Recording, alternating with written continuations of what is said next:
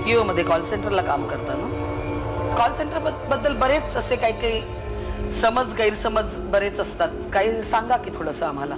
जे call centre बद्दल जे म्हणजे असं जनरल चित्र जे रंगवलं जातं की म्हणजे ती लोक बिलकुल अनऑर्गनाइज्ड असतात, म्हणजे डिसिप्लिन बिलकुल नसतं, तसं बिलकुल नाही. म्हणजे आता मी काम करतोय 6 वर्ष झाली मला.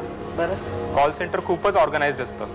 आमचे म्हणजे ब्रेक्स वगैरे पण सगळेच ऑर्गनाइज्ड असतात आणि जे तुमचं वर्क पॅटर्न आहे ते पण सगळं ऑर्गनाइज. म्हणजे प्रत्येक जणाला ऑडिट करायला दुसरा कोणतरी असतोच तिकडे. अच्छा. म्हणजे मी आता काम करतोय तर माझं काम ऑडिट करणारा असणारच. अच्छा. आणि असं नाही की त्याला कोण त्याच्याकडे सगळे दुर्लक्ष करतायत, त्याच्यावरती पण नजर ठेवणारा अजून एक कोणीतरी असणार. म्हणजे काय क्वालिटी सातत्याने सगळीकडे मेंटेन केली जाते. अच्छा. त्यामुळे एक म्हणजे खरोखर BPO जे आहे ते मी तरी म्हणेन की एकदमच डिसिप्लिन फॅकल्टी आहे. पण हे परदेशातले लोक त्यांना जेव्हा कळतं आपण तुम्ही भारतातून बोलताय तेव्हा त्यांची काय प्रतिक्रिया असते? प्रतिक्रिया म्हणजे मेजॉरिटी ऑफ द टाइम्स तर ती लोक अगोदर शॉक, एकदम फुल ऑन शॉक्ड असतात. ती लोक विचारतात की तू इंडियन असून तू इंग्लिशमध्ये कसं बोलतो.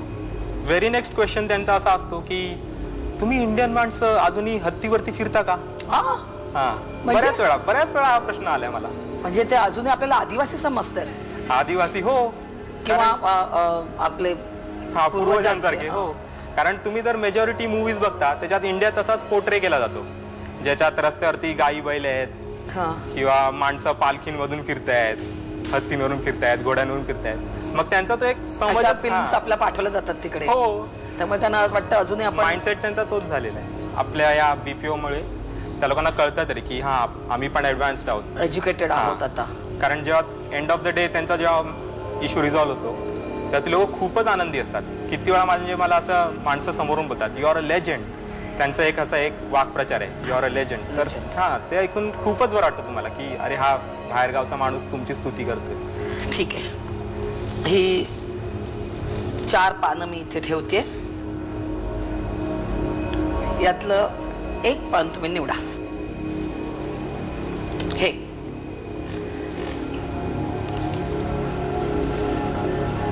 आहे नशिबावर विश्वास आहे? हो, बऱ्यापैकी आहे. काय वाटतंय मग नशीब साथ देईल? दिलं तर पाहिजे. इकडून कॉल आला तेव्हापासून नशिबावरती जास्त विश्वास आहे. हो, नक्कीच. आपण बघूया तुमच्या नशिबाचा कौल काय आहे. आणि तुमच्या नशिबाचा कौल आहे -10. चालेल. ठीक आहे, काही हरकत नाही. या दोघांपेक्षाही तुमच्या खात्यात जास्ती जमा आहेत, त्यामुळे 10% गेले तर ठीक आहे. तुम्ही आता पुढे भरून काढाल सगळे पुढची उत्तरं देऊन. ठीक आहे. हो. Okay, thanks.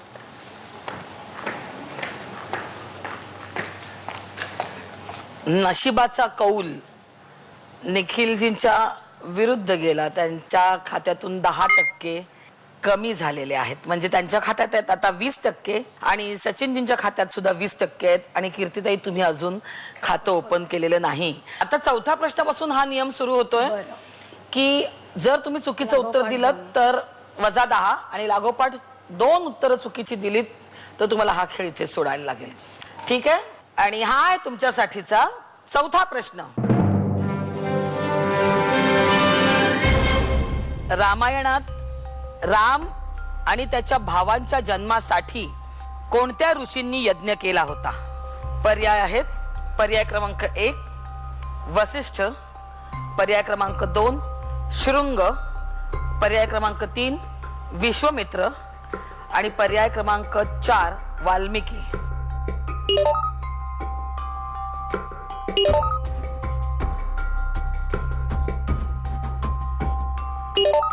तिघांची उत्तरं डिपॉझिट झालेली आहेत. सचिनजी, काय उत्तर दिले तुम्ही? मी वसिष्ठांना चूज केलंय. का बरं? शृंग ऐकल्यासारखं वाटत नाही मला कुठे. वाल्मिकी आणि विश्वामित्रामध्ये म्हणजे असं वाल्मिकी बद्दल जे ऐकलं ती त्यांना नंतर रामायण वगैरे लिहिलं हा जो प्रकार होता तो एक अंदाज. आणि विश्वामित्राची स्टोरी जरा वेगळी आहे. म्हणजे ते वेगळी इन द सेन्स म्हणजे मेनका आणि विश्वामित्र रामायणाशी किती रिलेटेड आहे मला आता एक्झॅक्टली आठवते नाही आणि कधी माहिती पण नव्हतं. त्यामुळं नक्की वसिष्ठ असतील. बर. कीर्तिताई, मी वसिष्ठच का नाही. तुमचंही असंच म्हणणं आहे का त्यांची स्टोरी वेगळी आहे? रामायणात वसिष्ठ आणि वाल्मिकी ही 2 नावं येतात, पण लवकुश आणि ह्याच्या वेळेला थोडं नंतरच्या ह्याच्यात वाल्मिकींचं जास्ती येतं. म्हणजे जन्माच्या वेळेला वसिष्ठ वाटते. आणि निखिलजी मी तर ब्लाइंडली वसिष्ठच सिलेक्ट केलं. ब्लाइंडली खेळलाय, हो, मला म्हणजे काय माहितीच नव्हतं. काही माहिती नाही. ठीक आहे, तिघांचंही उत्तर आहे वसिष्ठ. आणि या प्रश्नाचं योग्य उत्तर आहे पर्याय क्रमांक 2 शृंग.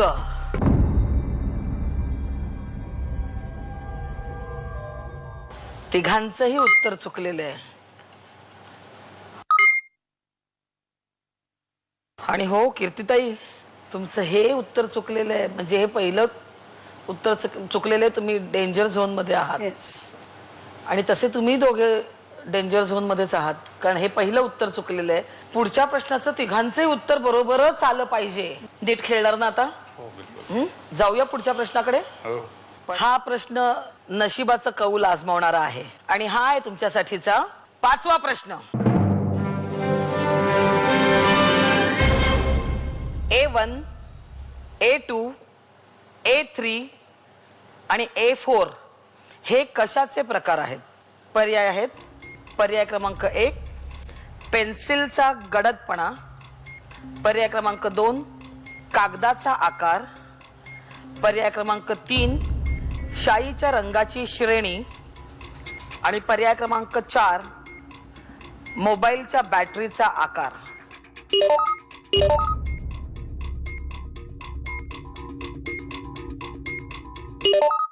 तिघांची उत्तर आलेली आहेत माझ्याकडे. सचिनजी काय उत्तर दिले तुम्ही? कागदाचा आकार. आणि कीर्तिताई? मी कागदाचा आकार, पण कम्प्युटर प्रिंटिंगला वगैरे A4 साईजची आपण वापरतोच. निखिलजी?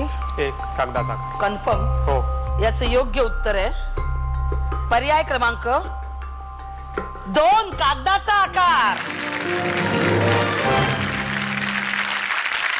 मी सांगू का, मलाच जरा रिलॅक्स वाटते की तिघांचंही उत्तर बरोबर आलंय. तिघांच्याही खात्यात 10% जमा झालेले आहेत. आणि कीर्तिताई, तुम्ही खातं उघडलेलं आहे. आणखी एक आनंदाची गोष्ट, तुम्ही सगळ्यात आधी हे उत्तर नोंदवलेलं आहे, त्यामुळे नशिबाचा कौल आजमावण्याची संधी तुम्हाला मिळते.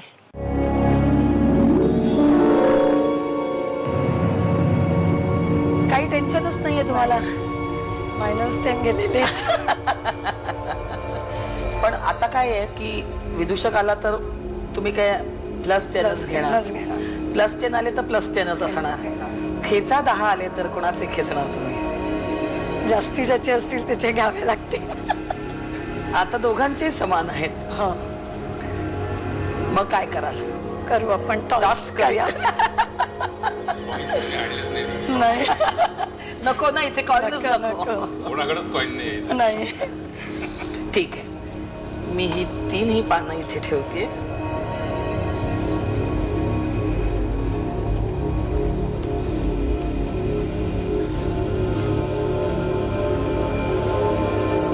बोला, काय असेल असं वाटतंय? +10 असतील असं वाटते. वाटते, खात्रीने वाटते. आणि तुमच्या नशिबाचा कौल आहे +10. +10. ते किती खुश होऊन हसले बघा. खेचा 10 आले असते तर बिचारे. टॉस करायचंही नाही. ठीक आहे, तुमच्या खात्यात 10% जमा झालेले आहेत. अभिनंदन. थँक्यू. बघा कीर्तिताई, 4 प्रश्न तुमच्या खात्यात काहीही नव्हतं आणि आता तुम्ही तिघांची बरोबरी झालेली आहे. सचिनजी, तुमच्यासोबत कोण आले म्हणालात? माझ्यासोबत माझी मिसेस आहे प्रीती आणि माझे मोठे भाऊ आहेत क्रांतिकुमार. या तुमच्या मिसेस कुठे भेटल्या त्या तुम्हाला? कॉलेजमध्येच आणि रंगमंचावर. विशेष मला आता त्या कॉलेजमधूनच आल्यासारख्या वाटतात म्हणून विचारलं. तिथूनच आणलं तिला दोघं. रंगमंचावर म्हणजे तिची माझी ओळख झाली ऍक्च्युली कॉलेजमध्ये असताना. माईम कॉम्पिटिशन असायच्या ना गॅदरिंगच्या वगैरे, हा हा. तर ती माईम करायला आली होती. तर नेमकं झालं असं, ती आली माईम कॉम्पिटिशनला, पण अगदी डायलॉग बोलून चालल्या गेली. म्हणलं, मग विचारलं, म्हणलं माईम तुझं हे मला आवडलं म्हणलं खूप. आणि त्या दिवसापासून मला ती आवडायला लागली आणि मग मी तिच्या मागे लागलो. मागे लागले तुमच्या? सांगा बरं वहिनी. मागे नाही लागले. ऍक्च्युली माईम मध्ये मी बोलून गेले आणि मला माहिती नव्हतं की ती माईम आहे. मला वाटलं एक पात्री प्रयोग सादर करायचा आहे म्हणून मी आपलं ते वीज म्हणाली धरतीला मधला एक जुलेखाचा डायलॉग. तुम्ही परीक्षक होतात का? नाही मी पण हे कंटेस्टंट कंटेस्टंट पार्टिसिपंट होते ते सुद्धा.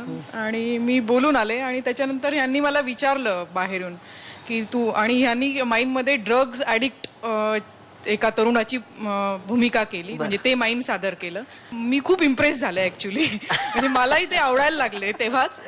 तर ते मागे लागले असं नाही म्हणता येणार, फक्त मी व्यक्त केलं नाही आणि त्यांनी ते व्यक्त केलं. आणि त्याच्यावर मला एक 4 ओळी म्हणाव्याशा वाटतात. अरे नक्की नक्की, नेकी और पूछ कश्मीर की कली मधलं गाणं जे आहे इशारो इशारो में, त्याच्यात जे म्हटलंय मोहब्बत जो करते है वो मोहब्बत जताते नहीं, धड़कने अपने दिल की कभी किसी को बताते नहीं. हे लक्षात ठेवा बरं का. मजा क्या रहा, नंतर तिनं दाखवली ना धडकन. मजा क्या रहा जबकि खुद कर दिया हो मोहब्बत का इजहार अपनी जुबा से. क्या बात. ह्या सगळ्या कळून घेण्याच्या आणि डोळ्यांच्या गोष्टी असतात. त्याच्यामुळे मागे लागलं किंवा मी त्याच्या मागे लागले किंवा मी काही एक्सप्रेस केलं असं झालंच नाही. जे काही झालं ते डोळ्यांमध्ये होऊन गेलं. पण तुम्ही आता काम करता का काही? हा, मी ऍडव्होकेट आहे आणि मी पोलीस कमिशनरेट औरंगाबाद मध्ये लॉ ऑफिसर म्हणून कार्यरत आहे. अहो काय तुम्ही ऍक्टिंग करत होता आणि एकदम. हो, आता ते आयुष्याचं नाटक जेव्हा सुरू झालं लग्नानंतर तेव्हा मग ते बंदच करावं लागलं आम्हाला पोटा पाण्यासाठी, असं म्हटलं तरी चालेल. मला जरा सांगा तुम्ही मूकनाट्याच्या पुढे जाऊन लव्ह स्टोरी काय झाली तुमची? मग आपलं नेहमी माझी सायकल, ती पुढे मी मागे. मग एक पर्टिक्युलर गावामधला एक पर्टिक्युलर कोपरा की ज्या कोपऱ्यावर ती वळून घराकडे जाणार.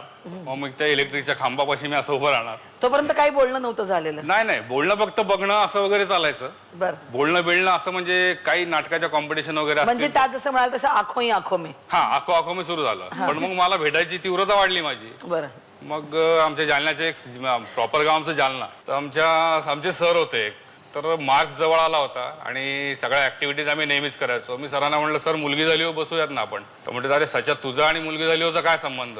म्हणलं सर महिला दिन जवळ येतोय ना 8 मार्चला, पण तुझा आणि महिला दिनाचा काय संबंध? मग म्हणलं नाही हो, म्हणलं माझी खूप दूरची एक बहीण आता आली आहे म्हणलं जालन्याला. बरं. तर तिला स्टेजवरती काम वगैरे करायची खूप हौस आहे. म्हणलं सर प्लीज बघा ना, म्हणलं काही जमत असेल तर आपण करूयात ना. तर एक 2-4 दिवसांनी सर भेटले कॉलेजमध्ये. अरे सचिन तू बोललेला तू हे कर मग, आणि ती कुठं राहते? सर म्हणलं सर भाग्यनगरलाच राहते, तुमच्या बाजूलाच. म्हणलं अरे मला कसं माहित नाही? म्हणलं मी उद्या घेऊन येतो, तिला सांगतो म्हणलं तुम्हाला भेटायला. मग असं करून ते मुलगी झाली वगैरे सुरू झालं. मग तिला त्या तालमीमध्ये जाऊन भेटणं वगैरे सुरू झालं. मग तिला कन्व्हिन्सिंग सुरू झाली, तू हो म्हण वगैरे, या म्हणजे या म्हणजे हे करायला, नाटक करायला. पण तोपर्यंत एक कॉन्फिडन्स आला होता की बाबा प्रीती ओके, काय टेन्शन नाही, पण हो म्हणलेली नव्हती. असं करत करत मग गॅदरिंगचे वगैरे दिवस चालूच होते कॉलेजमध्ये. तर एक स्टुडंट नाईट झाली. स्टुडंट नाईट मध्ये मी सिलसिलामधलं गाणं म्हणलं स्टेजवरती, रंग बरसे भिगे चुनरवाली. आणि असे काही रंग बरसले ते अजून बरसतंय. काय सांगताय? Yes. मग इथेही ते गाणं होऊन जायला पाहिजे. हो चालेल की. म्हणणार ना? हो. खास तुमच्यासाठी हे गाणं.